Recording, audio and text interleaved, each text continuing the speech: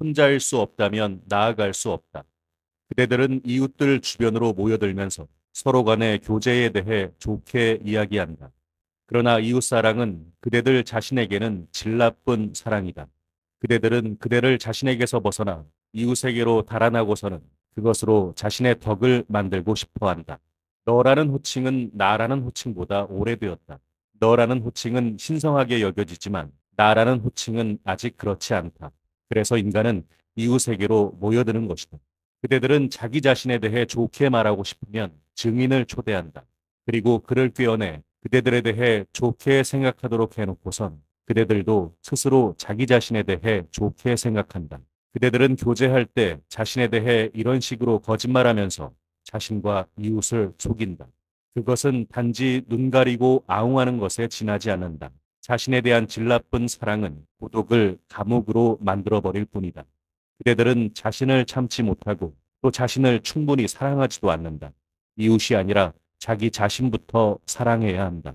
자신을 진정으로 사랑하기 위해서는 먼저 자신의 힘만으로 무언가에 온 노력을 쏟아야 한다. 자신의 다리로 높은 곳을 향해 걸어야 한다. 그것에는 분명 고통이 따른다. 그러나 그것은 자신을 단련시키는 고통이다. 혼자일 수 없다면 나아갈 수 없다. 이 세상 모든 것을 다 준다 해도 한 걸음, 단 한 걸음도 타협하지 말라.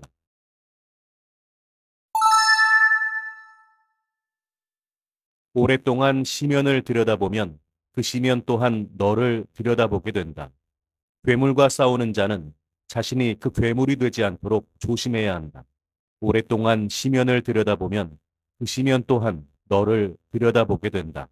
나는 너무 오랫동안 고독과 함께 지냈다. 나는 침묵마저 잊어버렸다. 식인종의 나라에서 고독한 자는 홀로 있을 때 스스로를 먹어치우고 대중과 함께 있을 때는 대중이 그를 먹어치운다. 그러니 어느 쪽이든 망설이지 말고 택하라. 행동은 약속할 수 있지만 감정은 약속할 수 없다. 행동은 약속할 수 있지만 감정은 약속할 수 없다. 감정은 변덕스럽기 때문이다. 누군가에게 언제까지 사랑하겠다든지 언제까지 증오하겠다든지 혹은 언제까지 충실하겠다는 약속을 서슴지 않고 결행하는 인간은 자신의 힘이 미치지 않는 것을 약속하는 것과 같다. 통상적으로 애정이나 증오에서 비롯되는 감정 혹은 이와 비슷한 동기에서 파생될 수 있는 행동이라면 약속해도 무방하다. 하지만 누군가를 언제까지 사랑하겠다는 약속은 내가 너를 사랑하는 한 나는 너에게 사랑의 행동을 나타낼 것이며 내가 너를 사랑하지 않게 된 경우 너 역시 같은 동기에서 더 이상 나를 사랑하지 않게 될 것이라는 말과 같다. 이런 의미를 제대로 이해하지 못한 사람들의 머릿속에는 자신들의 애정은 변치 않을 것이며 언제까지나 동일하게 유지될 것이라는 망상만이 껍데기처럼 늘어지게 된다. 즉 자신에 대한 기만 없이 누군가에게 영속적인 애정을 약속하는 자가 있다면 그것은 껍데기가 영원하다고 말하는 것과 같은 의미다. 하루의 3분의 1을 자신을 위해 사용할 수 없다면 사회는 자신의 그늘 속에서 살아가는 인간이 불행이나 고독을 느낀다면 결코 용서하지 않겠다고 다짐했다. 그래서 우리는 고독을 떠올릴 때마다 죄를 짓는 것처럼 불안해하는 것이다. 서쪽으로 갈수록 현대인의 초조가 점점 심해지고 있다. 미국인은 유럽인들이 모두 조용한 정서를 사랑하고 즐기고 있다는 상상에 빠지곤 하는데 실제로 유럽인 대부분이 꿀벌이나 말벌처럼 정신없이 날아다니고 있다. 이 같은 소란으로 발전한 문화는 결코 열매를 맺을 수 없다. 그들이 이룩한 문명은 마치 계절의 변화를 잘못 판단해 너무 일찍 허물을 벗어던진 애벌레와 같다. 우리의 문명은 새로운 야만에 이르렀다. 현대처럼 활동가가 문명을 장악한 적은 없었다. 고요한 침묵은 이제 인류가 거쳐야 할 필연적인 교육 중 하나가 되었다. 활동가는 보다 높은 수준의 활동에 거부감을 드러낸다. 여기서 말하는 좀 더 높은 수준의 활동이란 개성적인 활동을 뜻한다. 그들은 관리, 상인, 학자로서 활동하며 많은 장르를 개척했지만 특정한 덕목을 갖춘 개인으로 활동하지는 못한다. 이런 점에서 비추어 볼 때 한마디로 그들은 나태하다. 어느 시대나 그렇듯이 오늘날에도 인간은 노예와 자유인으로 분리된다. 만약 하루의 3분의 2 정도를 자신을 위해 사용할 수 없는 인간이라면 그가 정치가이든 상인이든 혹은 관리나 학자이든 그저 노예일 뿐이다. 자신을 이기지 못하는 기나긴 삶에 무슨 가치가 있겠는가? 내가 만난 가장 골치 아픈 적은 언제나 너 자신이었다. 동굴에서, 숲속에서 너 자신이 너를 기다리고 있었다. 고독한 자여, 그대는 그대 자신의 길을 걷고 있음을 반드시 명심하라. 그대는 그대 자신이 파놓은 불길 속에서 스스로를 불태워 죽여야만 한다. 우선 그대의 인식을 제로 만들어야 한다. 제가 될 수 없다면 새로운 탄생은 도래하지 못하리라. 목적이 위대하다면 잔인무도한 전쟁마저도 거룩해질 수 있다고 당신들은 외치고 싶은 것인가? 나는 대답하겠다. 위대한 전쟁만이 목적을 거룩하게 만들 수 있다. 그러므로 말하겠다. 살아라. 전쟁을 일으켜라. 너의 삶과 싸워라. 너 자신을 이기지 못한 기나긴 삶에 무슨 가치가 있겠는가? 오직 혼자 이 길을 걸어야 한다.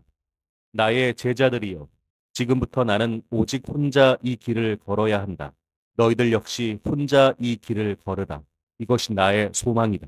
내게서 멀리 떨어져라. 그리고 차라투스트라에게서 스스로를 지켜라. 좀 더 발전할 수 있다면 그를 부끄럽게 만들어라. 아마도 그는 너희들을 기만하면서 위안을 느꼈던 모양이다. 인식에 매몰된 인간은 그 적을 사랑할 뿐 아니라 친구마저 증오할 수 있어야 한다. 언제까지나 제자로 머문다고 해서 스승을 기쁘게 할 수는 없다. 너희들은 왜 나의 이 비참한 승리를 뺏으려 하지 않는가? 너희들은 차라투스트라를 믿는 것이냐? 차라투스트라가 대체 무엇이란 말이냐? 너희들은 나를 믿는다고 떠들어대지만 너희들이 나를 믿음으로써 내가 얻을 수 있는 것이 무엇이냐? 너희들은 여태껏 단 한 번도 너희들 자신을 찾아본 적이 없는 것이다. 그때 나라는 인간을 발견했을 뿐이다. 이것은 모든 신앙이 동일하게 밟아온 길이다. 따라서 모든 신앙은 쓸데없는 열광일 뿐이다. 지금 나는 너희들에게 명령한다. 나를 잃어버리고 너희들 자신을 발견하라. 너희들 모두가 나를 부정할 수 있게 되면 비로소 나는 너희들에게 돌아가리라. 오직 고뇌만이 인간을 성장시킨다. 그대들은 될 수 있다면 고뇌를 없애버리고 싶어한다. 그런데 우리는 오히려 고뇌를 기다리고 있다. 나는 고뇌가 지금까지 우리를 괴롭혔던 것 이상으로 더욱 절박해지기를 간절히 원한다. 그대들이 고대하는 안락은 우리의 목표가 아니다. 그것은 오히려 하나의 종말일 뿐이다. 안락은 인간을 비웃음거리와 경멸의 대상으로 전락시킨다. 고난이 우리를 얼마나 굳세게 만들 수 있는지 그대들은 정녕 모르는 것인가? 오직 이 단련만이 인간을 향상시킬 수 있다는 사실을 모르는 것인가? 영원한 생명을 위해 굳센 의지를 기다리는 영혼의 긴장, 위대한 파멸을 목격할 때의 전율, 불행을 이겨내고 불행의 의미를 외치고 마침내 행복을 체감하는 우리의 용기, 영혼이 간직하고 있는 비밀, 가면, 정신, 교활, 위대함, 이 모든 것이 오직 고난을 통해 영혼에게 발견될 수 있다는 사실을 모른다는 것인가. 나는 당신이 극도로 절망했으면 좋겠다. 나와 조금이라도 관계가 있는 사람들에게 나는 고뇌, 부독, 질병, 불운, 굴욕이 미치기를 바란다. 나는 그들이 자기 경멸과 스스로에 대한 불신, 피정복자의 비참함에 분노하기를 바란다. 나는 그들을 결코 동정하지 않는다. 나는 당신이 단 한 번이라도 좋으니 극도로 절망했으면 좋겠다. 고통이야말로 정신의 마지막 해방이다. 이 고통만이 우리를 마지막 승리로 이끌 수 있다. 이제 위로는 더 이상 쓸데가 없어졌다. 인간의 동경은 그들이 구축한 세계를 파괴하고 신들을 뛰어넘어 죽음을 향해 내달린다. 인간의 삶과 인간이 만들어낸 삶의 신들, 혹은 저 불멸의 언덕에 도달했던 생의 환희도 여기서 그만 멈춰버린다. 한 번 맛본 진리가 인간의 뇌리 속에서 끊임없이 진동을 일으킨다. 이제 인간은 도처에서 삶의 공포, 삶의 부조리와 마주친다. 이제 그는 지혜의 정체를 알게 되었다. 그리고 쉴 새 없이 구역질을 해대는 것이다. 죽음을 피하려면 생명만큼 값진 것을 바쳐야 한다. 이 목적을 위해 생명이 지속되는 한 몇 번이고 죽어야 한다. 지나간 시간을 오늘의 삶을 위해 부활시키고 일어난 사건을 기초로 역사를 만드는 힘에 의해 인간은 비로소 인간이 된다. 보라, 우리는 그대가 가르치려는 것을 알고 있다. 사물이 영원히 반복되며 우리 자신도 만물과 더불어 영원히 반복됨을 잘 알고 있다. 또한 우리가 이미 여러 번 존재했으며 만물도 우리와 함께 이미 여러 번 존재했다는 사실을 잘 알고 있다. 신은 죽었다. 우리가 신을 죽였다. 그대들은 저 미치광이에 관한 이야기를 듣지 못했는가? 그는 대낮에 등불을 들고 거리를 헤매며 끊임없이 외쳤다. 나는 신을 찾노라. 나는 신을 찾노라. 마침 그날따라 시장에는 무신론자들이 많았다. 그들은 이 미치광이를 재미있는 놀이개쯤으로 여기며 그를 조롱했다. 신이 집을 나갔나? 어떤 장사꾼이 농담 삼아 떠들었다. 그러자 누군가 신이 우리 집 막내놈처럼 길을 잃어버렸다는 건가? 라고 소리쳤다. 또 다른 누군가는 아직도 숨바꼭질을 좋아하나 보지. 어쩌면 우리가 무서웠는지 몰라. 신은 배를 타고 떠났는가? 아니면 그냥 걸어갔는가? 라고 외치며 미치광이를 둘러쌌다. 미치광이는 조용히 그들을 바라보다 큰 소리로 외쳤다. 신이 어디로 갔냐고? 내가 알려주지. 우리가 신을 죽인 것이다. 너를 제외하곤 그 누구도 건널 수 없는 오직 하나의 길. 군중 속에 매몰되고 싶지 않은 인간은 자신의 아니한 행동을 중단하면 된다. 너 자신이 되어라. 내가 지금 행동하고 생각하고 욕구하고 있는 일체의 것은 내가 아니다라는 양심의 부르짖음에 귀를 기울이면 된다. 청춘의 영혼은 날마다 이 같은 부르짖음에 시달리고 있다. 왜냐하면 그들의 영혼의 참된 해방을 떠올릴 때마다 손에 잡히지 않는 행복에 도취되기 때문이다. 더구나 그들이 현실이라는 공포의 사슬에 묶여 있는 한 이 행복은 결코 찾아오지 않는 것 같기 때문이다. 만약 인생에서 이런 해방을 맛볼 수 없다면 삶이란 얼마나 무의미한 것일까. 사방을 곁눈질하는 인간처럼 보기 흉한 생물은 자연계에 없다. 이렇게 겁에 질린 인간은 마침내 의지할 곳마저 모두 잃고 만다. 그는 색이 사라진 잎사귀이며 좀이 쓸고 한물간 의상일 뿐이다. 공포는커녕 동정할 마음조차 생기지 않는 유령에 지나지 않는다. 내가 삶의 흐름을 건너고자 만든 저 다리는 너를 제외하곤 누구도 건널 수 없다. 물론 이 세상에는 너를 짊어지고 강을 건너겠다는 무수한 지름길과 다리가 있다. 하지만 그것들은 자신을 위해 결국 너를 희생시키고 말 것이다. 너는 그들의 인질이 되어 조금씩 사라질 것이다. 세상에는 너를 제외하곤 그 누구도 건널 수 없는 오직 하나의 길이 있다. 대신 어디로 가는 것이냐고 묻지 말라. 오직 그 길을 가라.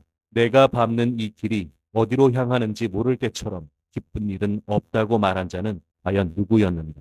어떻게 하면 우리는 스스로와 대면케 되는 것일까?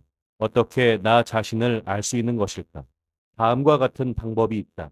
젊은 영혼 요한은 지금까지 내가 진정으로 사랑한 것은 무엇이었는가? 너의 영혼을 사로잡은 것은 무엇이었는가? 너의 영혼을 점령하고 행복하게 만들어준 것은 무엇이었는가? 라는 물음을 떠올리며 과거를 회상했다.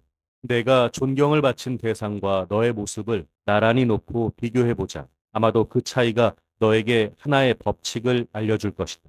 그 법칙을 따라가면 너는 본래적 가치의 의미를 깨닫게 될 것이다. 지금 당장 비교해보자. 내게 부족한 점을 보충하고 먼 미래에 확신을 갖게 하고 지금의 너를 능가하고 잘못된 그림자가 정화되는 과정을 지켜보도록 하자. 그 모든 과정들이 내가 밟아야 할 계단으로 성장하는 모습을 관찰하도록 하자. 너의 참된 본질은 너의 내면에 숨겨져 있는 것이 아니라 이미 너를 초월해버린 수많은 사건과 시간 위에 또는 만나지 못한 자아로 너를 기다리고 있다. 너의 참된 교육자, 형성자는 내가 가진 본질의 참된 의미와 소재를 너에게 가르쳐 줄 것이다. 즉 교육자는 해방자의 다른 이름이다. 해방이야말로 교육의 참된 목표다. 어린 나무의 연약한 싹을 침범하려는 갖가지 잡초와 해충을 뜯어내고 빛과 온기를 채워주고 애정으로 비를 맞게 해주는 것이 바로 교육이다.